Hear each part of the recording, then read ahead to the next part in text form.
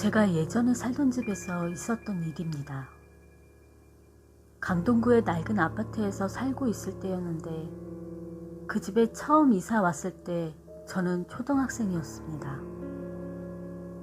가장 작은 방에서 어린 시절을 보내고 제가 고등학생이 될 무렵 가장 큰 방으로 제 방이 바뀌었습니다.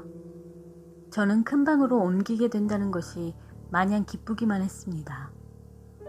거기다 큰 책꽂이를 사주시겠다는 아버지의 말과 그간 방이 작아서 방 안에 두지 못했던 피아노를 방 안에 둘 수 있게 되어 제 기분은 마치 하늘을 날아갈 듯 했습니다. 저는 새 방으로 제 물건들을 옮기기 시작했습니다. 책꽂이, 책, 그리고 책상. 그런데 책상을 옮기던 도중 이상한 것이 눈에 들어왔습니다. 방 한켠의 장판이 발자국 모양으로 움푹 파여 있었습니다. 뭔가 꺼림칙한 느낌이 들기는 했지만 그냥 별거 아니라는 생각으로 넘어갔습니다. 방을 바꿔 기분이 좋았던 것도 한몫했지요. 그런데 방을 바꾼 이후로 이상한 일들이 일어나기 시작했습니다. 저는 그 당시 잠을 틈틈이 자곤 했습니다. 하루에 걸쳐 한두 시간씩 여러 번 잤습니다. 아무리 길어도 한 번에 3시간 이상은 자지 않았습니다.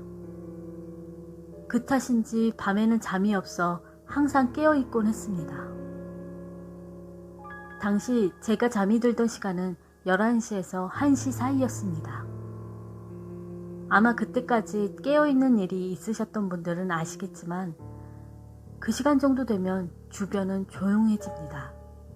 시내의 번화가는 모르겠지만 주택가나 인적이 드문 곳에 있는 아파트에서는 밖에서 걸어다니는 사람들의 발소리마저 들립니다. 귀가 밝은 사람이라면 그 발소리가 남자의 것인지 여자의 것인지도 알 수 있을 정도입니다. 저 역시 그렇게 귀가 좋은 편이었습니다.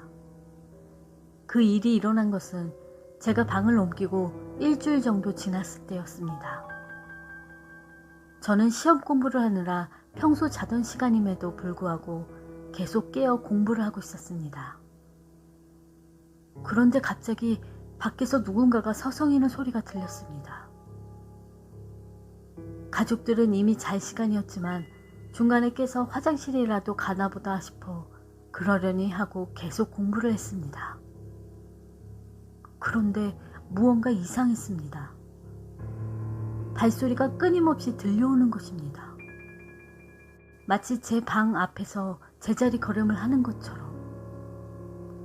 발소리라는 것이 사람이 걸어감에 따라 소리가 변하기 마련인데 그 발소리는 변함이 없었습니다.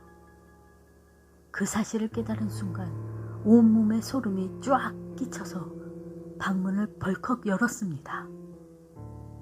그렇지만 밖에는 아무도 없었습니다. 그리고 그날 이후로 새벽 1시부터 3시 사이만 되면 어김없이 방 밖에서 발자국 소리가 들렸습니다. 맨발로 장판 위를 걷는 그 특유의 소리가 한참 동안이나 방 밖에서 울려 퍼졌습니다. 하지만 여전히 문을 열면 아무도 없었습니다.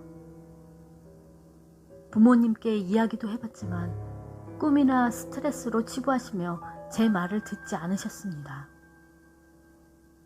결국 저는 그 소리를 듣지 않기 위해 잠을 일찍 자기 시작했습니다.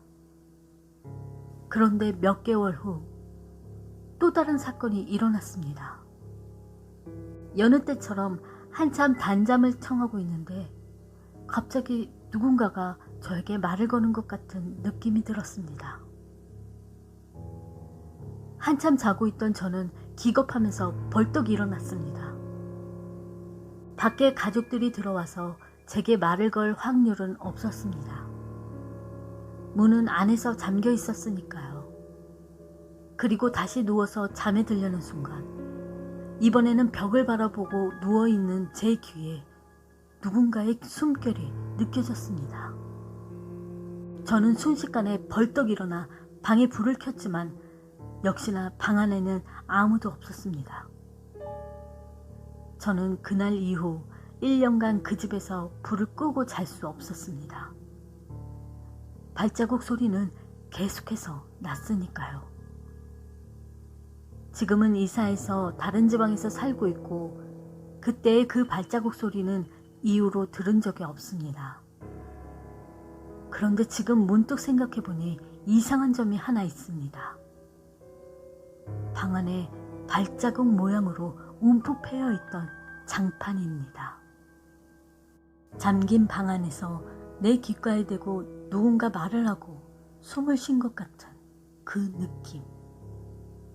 그리고 밤마다 들리던 발자국 소리. 정말 생각하기 싫지만 아마 그 발자국 소리는 밖에서 난 것이 아닐 거라는 생각이 듭니다.